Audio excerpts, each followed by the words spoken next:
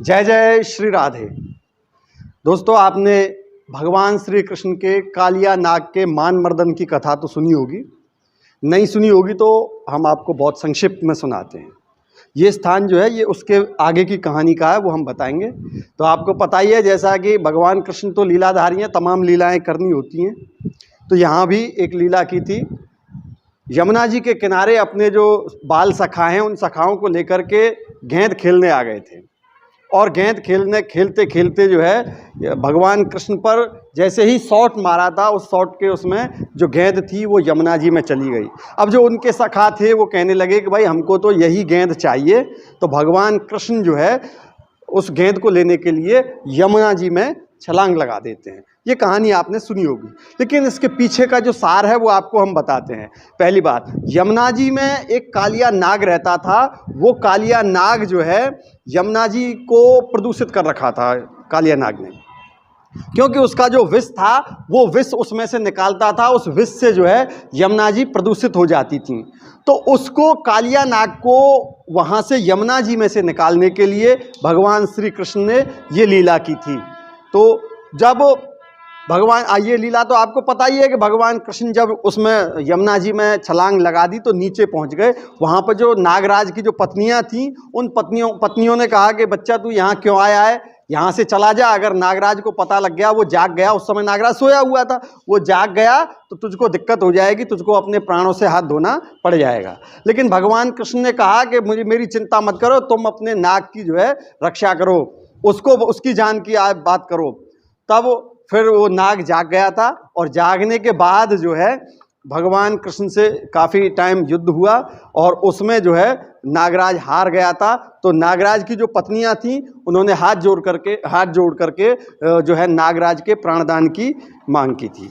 तो भगवान कृष्ण ने उसको प्राणदान कर दिया, लेकिन उससे कहा कि तुमको जो है ये यमुना जी आज ही छोड़ के यहाँ से निकल जानी है, क्योंकि ये यमुना का जल तुमने इतना प्रदूषित कर रखा है कि ब्रजवासी इसको आचमन तक नहीं कर सकते हैं, इसलिए इस यमुना को छोड़ करके तुमको आज ही जाना है।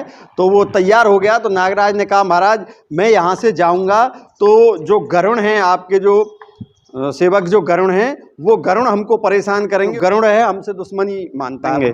तो अब भगवान श्री कृष्ण ने कहा, जब उन्होंने नाच किया था उस पर, कालिया के फन पर नाचत कन्हैया, तो जब फन पर नृत्य किया था तो उस पर पैरों के निशान आ गए थे, जो फन था, जो सिर था उसका। तो उन्होंने कहा कि ये जो पैरों के निशान हैं ये मैंने उस पर लगा दिए हैं, तो अब तुमको गरुण परेशान नहीं करेगा। तो आज हम ये इस जगह पर आए हैं। ये जगह जो है मथुरा के और कोसी कला के बीच में है। ये जगह जैत है, और इस जैत नामक जगह पर ये कालिया नाग का फन है। आपको बता दें कि इसकी पूंछ वहाँ है जहाँ भगवान श्री कृष्ण ने इसको नाथा था। तो इसको बोल दिया था कि तू निकल जा यहाँ से, तो वो वहाँ से निकलता है। लेकिन ये भी कहा था कि अगर तू जहाँ भी पीछे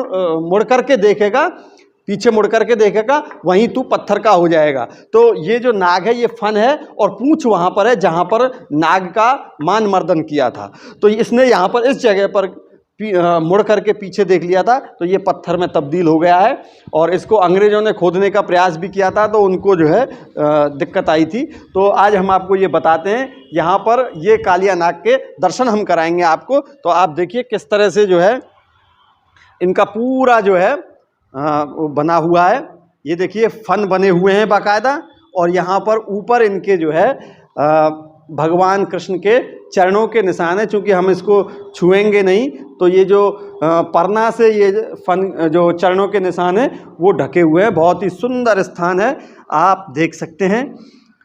ये वो स्थान है, ये साक्षात कृष्ण की लीला स्थली हैं जहाँ पर भगवान श्री कृष्ण ने लीलाएं की हैं। और ये करीब 2 एकड़ के से भी ज़्यादा में ये पूरा सुंदर स्थान बना हुआ है, और बहुत ही जो है रमणीक स्थान है। आप देख सकते हैं संत लोग जो है यहाँ पर आते हैं, और जब चैंटिंग वगैरह करते हैं। पूरी तरह से पेड़ पौधों से आच्छादित सुंदर स्थान है।